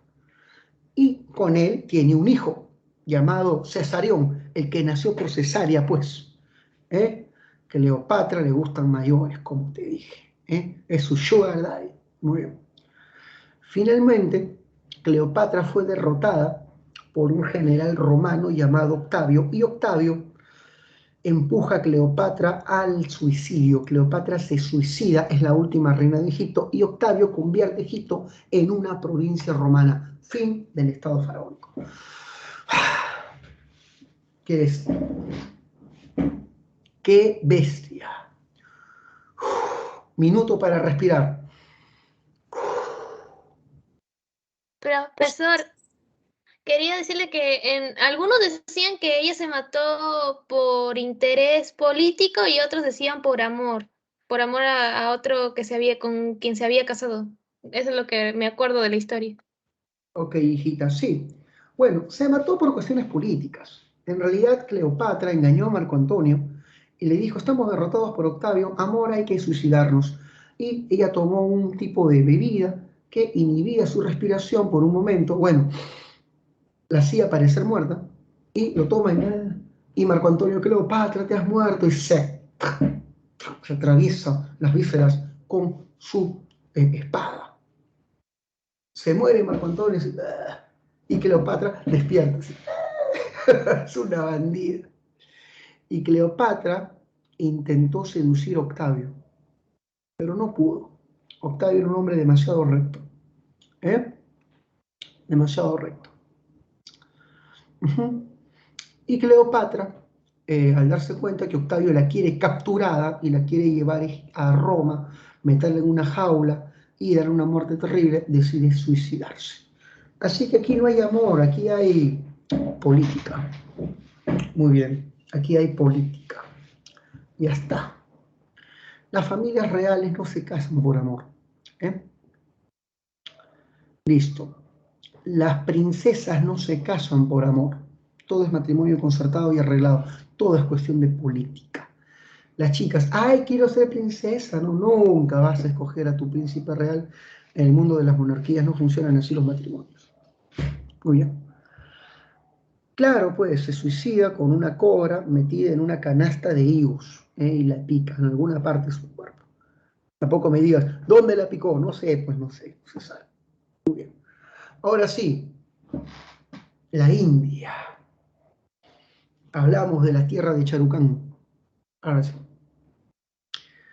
La India se encuentra en el lejano oriente, en una península llamada Indostán. La India tiene una multiplicidad de ríos, pero los sistemas fluviales más famosos de la antigua India son el Indo y el Ganges. A orillas del río Indo aparece la primera civilización de la India, llamada la cultura del Indo. En la India aparecen famosos inventos como el cero. El cero se inventó en la India y la invención del cero fue una revolución para el sistema decimal. Aparecen juegos como el ajedrez, aparece el yoga como sistema de meditación y aparecen tratados sobre la sexualidad humana. En la India se escribe el más famoso tratado de la sexualidad humana, el Kama Sutra, que imagino que algunos de ustedes lo habrán escuchado. Te enseñan las 64 artes de amar, 64 posiciones de erotismo, bastante complicadas, más que nada vinculada a los dioses, ¿no? Muy bien. Por otro lado, hijo mío, en la India aparece un texto llamado el sánscrito, o mejor dicho, la forma de escritura es el sánscrito. El sánscrito es la escritura clásica y litúrgica de la India. Sus textos religiosos se escriben en sánscrito y también sus textos más antiguos de epopeyas literarias. En la India Los templos budistas se llaman estupas. Ahí se guardan las reliquias de Buda y de diversos iluminados en este sistema religioso. En la India, hijo mío, surgen dos grandes sistemas religiosos. El hinduismo, que tiene muchos dioses, y el budismo, que no tiene Dios. El budismo es una religión no teísta, no hay Dios. En el hinduismo hay muchos dioses, miles, pero el más famoso es Brahma. Acá está Brahma, el dios de la creación hinduista. Tiene 4 cabezas, bueno, 4 caras, 4 brazos. De las partes del cuerpo de Brahma emergen los grupos sociales llamados castas. De la boca de Brahma aparecen los brahmanes, que son los sacerdotes, la casta superior. De los brazos de Brahma aparecen los nobles y guerreros, que son los kshatriyas. De los muslos de Brahma aparecen los valsias, que son el pueblo. De los pies de Brahma aparecen los siervos y esclavos, que son los sudras. Y en la India está prohibido que personas de castas diferenciadas tengan hijos. Si un hijo nace de castas diferenciadas, será excluido y será llamado impuro o paria. Para que me entiendan, un ejemplo. Necesito 3 personas, un hombre, 2 hombres y una chica. ¿Quién dijo yo, por favor? Para mi ejemplo ilustrativo, ¿quién me apoya? Jean-Pierre es un comerciante. Ana María es una noble. Jean-Pierre engañó a Ana María. Soy noble, no, es comerciante, soy noble, tiene plata, soy noble, y la seduce. El producto del amor es Pablo. Pablo para la India es una abominación, porque ha nacido de 2 castas distintas. Esto es un tabú en la India. Y a estos nacidos de estas relaciones prohibidas se les llama dalits o parias. Excluidos del sistema de castas, se les da el peor trato social posible, peor que esclavos. Trabajan extrayendo excremento de los baños, limpiando establos, trabajando con cadáveres de vacas, que en la India es algo impuro. Son los marginados del sistema de castas. ¿Se entendió, chicos? ¿Se entendió? Repitan. ¿Se comprendió? Verifiquen.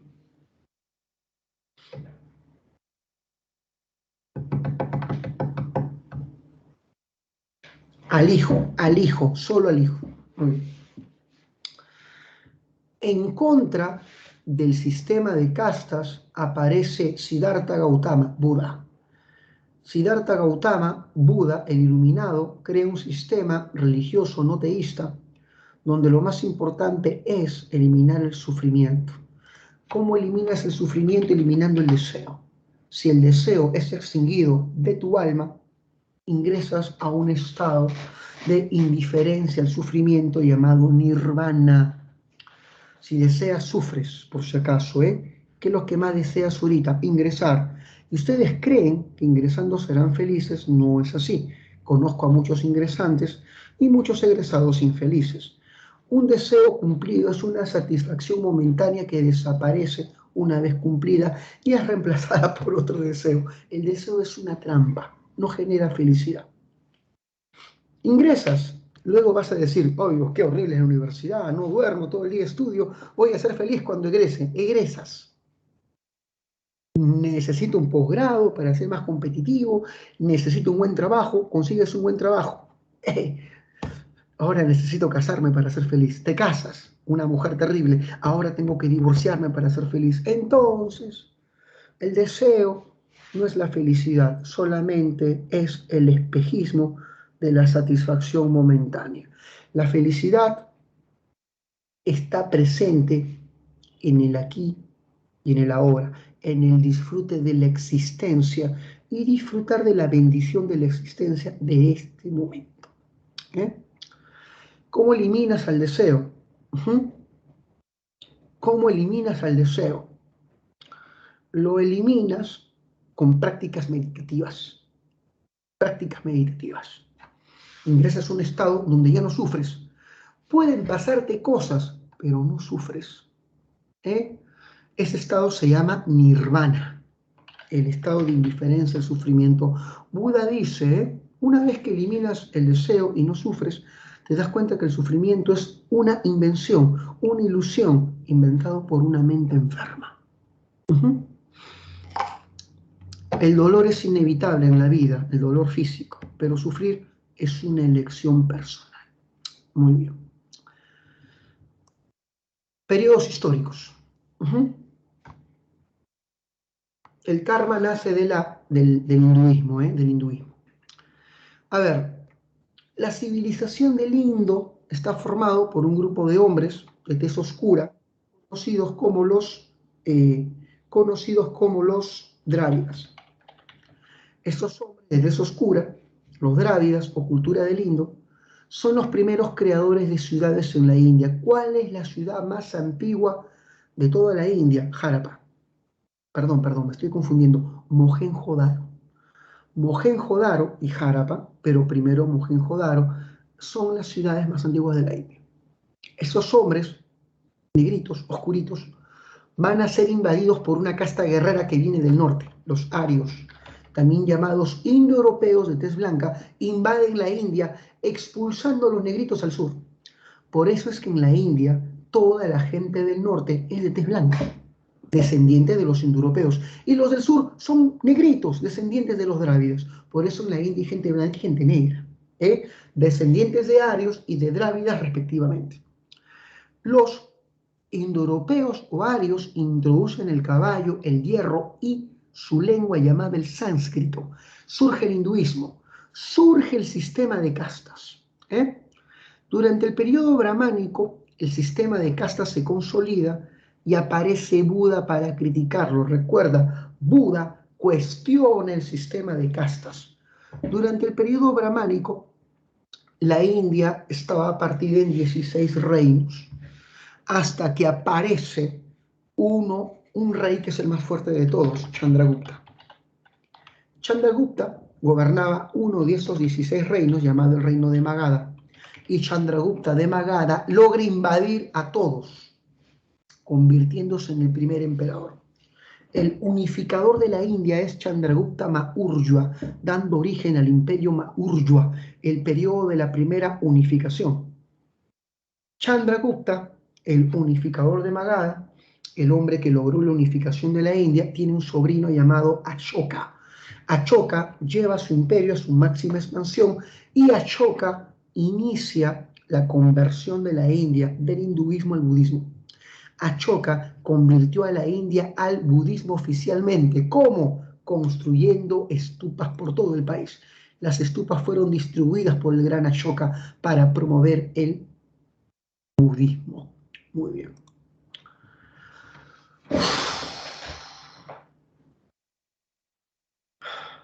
China. Faltan 2 PPT, chicos, faltan 2. Faltan 2. ¿Siguen vivos? ¿Siguen vivos? Pregunto, ¿están ahí o ya están muertos? Ahí está Gabriela, sigue viva. Luis ya está muerto. Erika sigue cantando Clara que yes. Lucero dice que mi risa la levanta. Emily dice que tiene que estudiar mucho. Y Melanie es seguidora de CR7. Muy bien. Listo. Poder, Poder. Aniel es seguidora del Cuto y repite su frase: tengo hambre, quiero una cara pulcra con sopa seca. Muy bien. A ver, yo estoy cayendo. Voy a hacer mi yuxu de regeneración. Y ahora sí, seguimos. China. China está en el lejano oriente, tiene muchos ríos, pero sus ríos más famosos son el Huanghe y el Yangtze, el río amarillo y el río largo. Bueno, el Yangtze es conocido en Europa como el río azul. Mala traducción, Gran río largo. En China se inventó la porcelana, la imprenta xilográfica, la imprenta de madera, la brújula, los tejidos de seda, la sericultura, el papel, la pólvora, el sismoscopio, que es un artefacto que sirve para detectar movimientos telúricos, y la ballesta, que es un arma que lanza saetas, pues. En la China, la escritura es una escritura ideográfica donde cada signo representa una idea. El primer material de escritura china son los huesos, son los huesos. Y debes saber que estos huesos eran utilizados en ceremonias religiosas para predecir el futuro por sacerdotes oráculos. Por eso es llamado hueso oracular. Eran utilizados en ceremonias de vaticinio. En la arquitectura destacan las pagodas, que son templos budistas de múltiples niveles que tienen estos tradicionales techos hacia arriba, y la Gran Muralla China, y esta estructura es una estructura defensiva. Fue construida en el norte para defender a China del ataque de los pueblos bárbaros de Mongolia, para defender a China de los hunos, de los mongoles, de los manchús, una estructura defensiva. ¿Han visto la película Mulan? Ahí se ve cómo los hunos atacaban China. Muy bien. Última PPT, demonios, vamos, vamos. Muy bien. En China aparecen distintas escuelas de pensamiento, siendo las más famosas el confucianismo y el taoísmo. Se le preguntó a una Miss Panamá quién es Confucio y esta mujer dijo, un chino japonés que inventó la confusión. ¿Se acuerdan? Tremenda tontería. Muy bien, no. Confucio fue un filósofo reformista y moralista chino, quien quería transformar la educación a través de, quería transformar la sociedad a través de la educación, una educación moralista. Él decía que la sociedad debe estar gobernada no por la nobleza de sangre, sino por la nobleza intelectual, la nobleza de mérito. El poder lo deben tener los mandarines. Los mandarines son los intelectuales chinos, los letrados. Ellos deben gobernar. Así que Confucio propone una meritocracia en el gobierno de los intelectuales.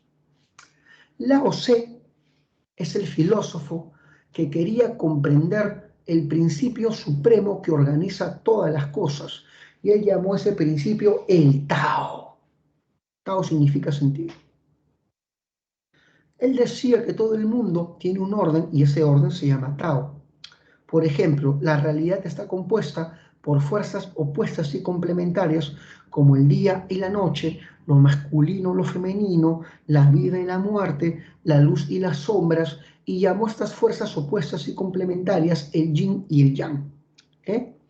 Y está expresado en el famoso diagrama Taiji, que seguramente lo han visto. Estas son las concepciones de Lao Tse. Periodos históricos. El primer rey de China se llama Yu el Grande. Según las leyendas, él salvó al país de una inundación y por eso fue nombrado rey. No hay restos arqueológicos que demuestren la existencia de Yu. Por eso se cree que Yu y su dinastía, la Xia, es una dinastía legendaria. La primera dinastía histórica de China son los Shang. Hay pruebas fehacientes de que existieron. Se han encontrado sus ciudades, sus tumbas y sus talleres de fundición de bronce. Ellos son los que inician la metalurgia del bronce en China. Se han encontrado cientos de objetos de bronce, cotizados por millones en las subastas. Un jarrón de vino Shang se subastó por $8 millones últimamente, muy cotizados. Se encontró en las tumbas de sus reyes huesos con extrañas inscripciones, así que en este periodo surge la escritura, siendo el hueso su primer material. Mucho esclavo muerto en las tumbas. En el periodo Shang surge el esclavismo. El periodo Zhou, que es el que sigue, es el periodo en que China se parte en 7 reinos, los reinos combatientes, 7 reinos. De los 7 reinos aprende uno, el reino de Qin, el más fuerte. En este periodo surge el hierro, la ballesta como arma de guerra, y en este periodo surge Confucio y Lao Tse, surge la filosofía. De los 7 reinos, el reino más fuerte era Qin, y su rey, Shi Huangdi, logró invadir a todos los demás. El país fue unificado por Qin Shi Huangdi. El país, bajo el gobierno de los Qin, empezó a ser llamado Tierra de los Qin. China, nace el nombre de China, por la unificación del Estado Qin. Qin Shi Huangdi construyó la Gran Muralla y ordenó una lengua oficial para todo el país, el mandarín. Se establece el chino mandarín. China se unifica lingüísticamente. Se construye la Gran Muralla para defender al país de las incursiones bárbaras y tras la muerte de Qin Shi Huangdi, él construyó una tumba espléndida, protegida por más de 10.000 soldados hechos de arcilla y de barro, los soldados de terracota, son más de 10.000, ninguno tiene un rostro que se repita, todos con rostro distinto, y eso que los chinos son igualitos, ¿eh? Por ejemplo, ¿tú has visto los juegos de calamar? Todos los coreanos ahí, la misma cara, todititos, igualitos, yo no sabía quién era quién, por Dios. Muy bien, bueno, todos igualitos, pero estas esculturas tienen la cara distinta. Muy bien. Tras la muerte de Qin Huangdi, viene la dinastía Han. Y la dinastía Han fue la que implementó la ruta de la seda. La ruta de la seda implementada por el emperador Wuti. Sí, había un emperador llamado Wuti. No dije Guti, dije Wuti. Y este emperador Wuti implementó la ruta de la seda, la más larga de las rutas comerciales de Oriente, que llegaba hasta Roma, hasta Occidente. Gracias a la ruta de la seda, muchas ideas de la India viajaron a través del comercio hacia China, como el budismo. El budismo viajó de la India hacia China a través del comercio, a través de la ruta de la seda. Chicos, he terminado la clase. Vamos a dictar las claves. ¡Qué monstruosidad! 1, avión. 2, beso. 3, dedo. Ahora vamos a escribir 1, avión. 2, beso. 3, dedo. 4, vamos a ver, beso y 5, avión.